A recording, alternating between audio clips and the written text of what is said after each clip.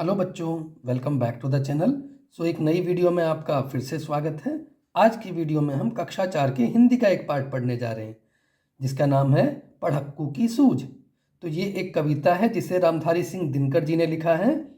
तो चलिए शुरू करते हैं। एक पढ़क्कू बड़े तेज थे, तर्क शास्त्र पढ़ते थे, जहाँ न कोई बात वहाँ भी नई बात गढ़ते थे। एक रोज वे बड़े फिक्र में, समझ नहीं कुछ पाए, बैल घूमता है कोल्हू में कैसे बिना चलाए। कई दिनों तक रहे सोचते, मालिक बड़ा गजब है, सिखा बैल को रखा इसने निश्चय कोई ढब है। आखिर एक रोज मालिक से पूछा उसने ऐसे, अजी बिना देखे लेते तुम जान भेद यह कैसे। कोल्हू का यह बैल तुम्हारा चलता या अड़ता है, रहता है घूमता, खड़ा हो या पागुर करता है। मालिक ने ये कहा, अजी इसमें क्या बात बड़ी है, नहीं देखते क्या गर्दन में घंटी एक पड़ी है। जब तक यह बजती रहती है मैं ना फिक्र करता हूँ, हाँ जब बजती नहीं दौड़कर तनिक पूंछ धरता हूँ। कहा पढ़क्कू ने सुनकर, तुम रहे सदा के कोरे, बेवकूफ मंतिक की बातें समझ सकोगे थोड़े।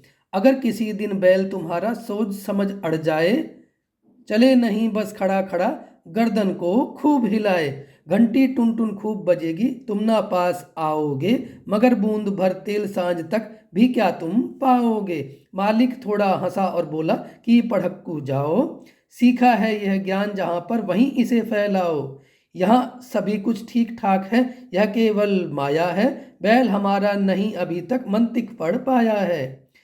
तो ये कविता जो है रामधारी सिंह दिनकर जी ने लिखी है और ये बहुत ही खूबसूरत कविता है। चलिए इसमें आगे देख लेते हैं, आगे भी कुछ है क्या। कविता में कहानी। पढ़क्कू की सूझ कविता में एक कहानी कही गई है। इस कहानी को तुम अपने शब्दों में लिखो। तो इस कविता को पढ़ने के बाद आपको जो भी कुछ समझ में आया, इस कविता का सार आपको कहानी के रूप में लिखना है। कवि की कविताएं। अब रामधारी सिंह दिनकर जी हैं इसके कवि, उनके बारे में कुछ बात देखते हैं। तीसरी कक्षा में तुमने रामधारी सिंह दिनकर की कविता मिर्च का मजा पढ़ी थी। अब तुमने उन्हीं की कविता पढ़क्कू की सूझ पढ़ी। दोनों में से कौन सी कविता पढ़कर तुम्हें ज़्यादा मजा आया? चाहो तो तीसरी की किताब फिर से देख सकते हो। तो कक्षा तीसरी में भी रामधारी सिंह दिनकर जी की एक कविता थी मिर्च का मजा। अगर आपको वो कविता अभी तक याद है या आपके पास कक्षा 3 की हिंदी की किताब रखी है तो एक बार उस कविता को भी पढ़कर देखिए और बताइए आपको इस कविता और कक्षा 3 की कविता में से ज़्यादा अच्छी कौन सी कविता लगी। तुम्हें काबुली वाला ज़्यादा अच्छा लगा या पढ़क्कू, या कोई भी अच्छा नहीं लगा? तो आपको इन दोनों में से ज़्यादा अच्छा कौन सा लगा, या दोनों में से कोई भी अच्छा नहीं लगा, ये आपको बताना है। अपने साथियों के साथ मिलकर एक एक कविता ढूंढो। तो आपको अपनी क्लास के बच्चों के साथ मिलकर एक एक कविता ढूंढनी है। कविताएं इकट्ठा करके कविता की एक किताब बनाओ। इन सारी कविताओं को इकट्ठा करके एक बुक की फॉर्म में आपको कलेक्ट करना है। ये आपके लिए एक एक्टिविटी हो गई। मेहनत के मुहावरे। अब मेहनत से जुड़े कुछ मुहावरे यहाँ पर बताए गए हैं। कोल्हू का बैल ऐसे व्यक्ति को कहते हैं जो कड़ी मेहनत करता है या जिससे कड़ी मेहनत करवाई जाती है। तो एक मुहावरा होता है कोल्हू का बैल। कोल्हू का बैल उन लोगों के लिए इस्तेमाल होता है जो बहुत ज़्यादा मेहनत करते हैं। ठीक है।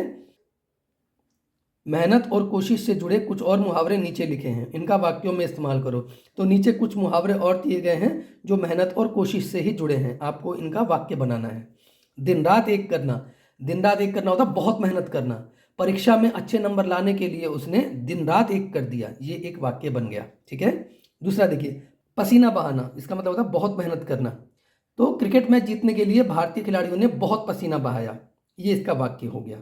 तीसरा देखिए, एड़ी चोटी का जोर लगाना। एड़ी चोटी का जोर लगाना होता है खूब मेहनत करना।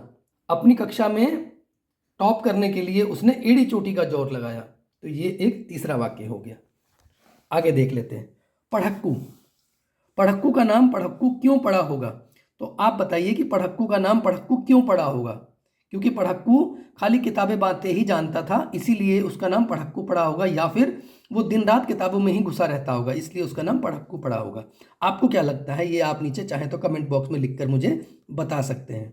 तुम कौन सा काम खूब मन से करना चाहते हो, उसके आधार पर अपने लिए भी पढ़क्कू जैसा कोई शब्द सोचो। तो आप ऐसा कोई काम है जो खूब मेहनत से करना चाहते हो और आपको क्या लगता है उस काम को करने के लिए आपका क्या नाम रखा जाना चाहिए, ये भी आप चाहें तो कमेंट बॉक्स में लिखकर बता सकते हैं। चलिए, तो इस वीडियो में फिलहाल इतना ही। अगर आपको ये वीडियो अच्छी लगी, इन्फॉर्मेटिव लगी, तो प्लीज़ इसे लाइक करके अपने दोस्तों के साथ भी शेयर कीजिए। और अगर आपने अभी तक मेरे चैनल को सब्सक्राइब नहीं किया तो उसे भी सब्सक्राइब करके नोटिफिकेशन को ऑल पे सेट कर लीजिए, जिससे कि फ्यूचर में कोई भी वीडियो मैं डालूं तो उसका नोटिफिकेशन आपको मिल सके। Thank you everyone, see you in the next class.